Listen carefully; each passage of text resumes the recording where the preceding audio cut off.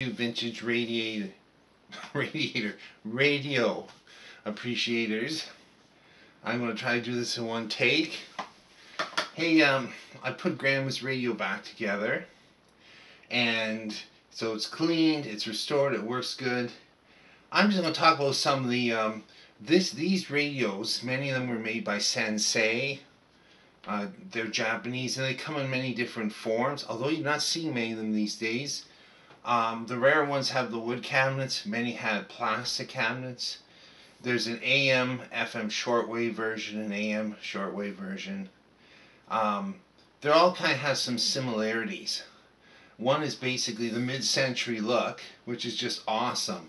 This whole plastic bubble thing and these controls, they have just such an awesome look to them. And it's still popular, this look. And the chassis itself, it's a metal chassis, no corrosion on it, completely clean. Although the outside of the radio is absolutely filthy. There's very little ventilation into this cabinet. But it's quite a big cabinet, extra long to keep the speakers apart. And these are not, so there's some myths about these radios I've seen in other people's posts and videos. One is that they're in stereo. No, it's not in stereo. There are two 4-inch speakers. They're wired in series, but it's a single output tube, a 35C5. It's just expanded. Many of them of that time in the 60s, like the Roland twin speaker series, they used two 4-inch speakers to give you a bigger sound, and 4-inch speakers are very plentiful and cheap to build. I have a theory about filth on radios and stereos. Some of the filthiest I've seen, and this one is in the top 10. It had kitchen dirt, and then the house that it was stored in after I gave it away was just dirty. Nothing was ever dusted or anything over 30 years. And that dirt, if it's not pushed around on the unit, and if it's not damp, it seems to preserve it, because when I started cleaning this, there's hardly a scratch in this plastic bubble, no yellowing, no breaks in the grill, which is very flimsy. But these knobs, many times I've seen them splintered and broken. The caps are shiny. I just cleaned these in dish soap.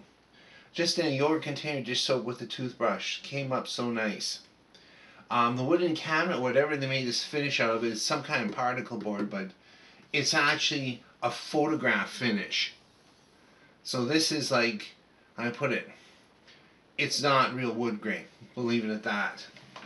These are, the chassis is grounded, and the plug, very stiff.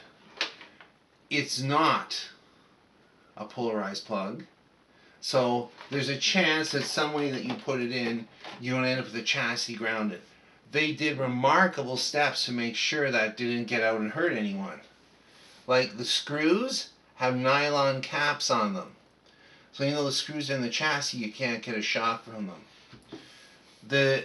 Not only are the knobs plastic with a metal cap, but the actual washers that hold the volume control and these other controls on, it's two nylon washers back to back. So the control itself is not touching the chassis. This is actually a very advanced radio for its time. So let's turn it on. I saw some posts about this light here. This is a neon light. On whether it indicates stereo or signal strength. No, it's very simple. It's a neon light. It's in the B+ power supply. It's a rectifier power supply, like single rectifier, so, silicon rectifier. So it's two capacitors and dropping resistors down the line. All it indicates is power, and the set is on and generating B+. And it comes up very quickly.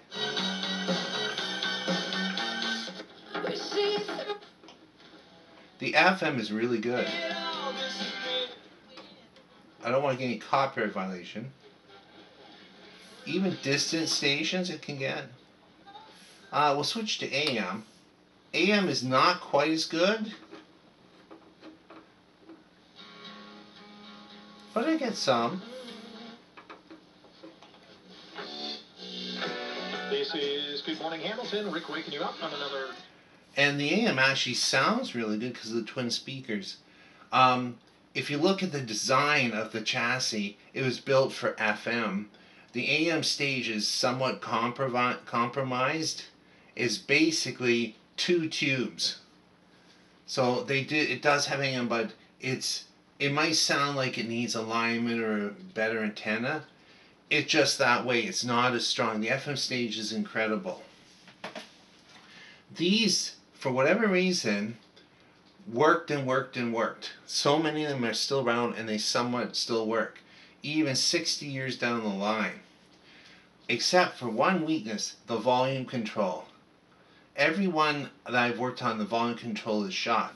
Now on an old Kenwood or Yamaha receiver, you can usually just use some contact cleaner and you can get the volume control quiet again.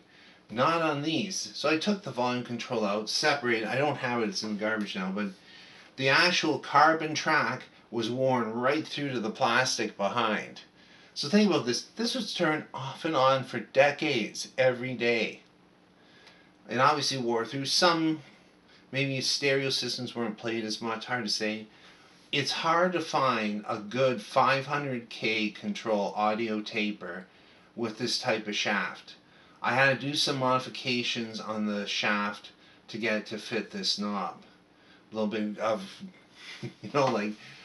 basically filing and cutting some notches in it.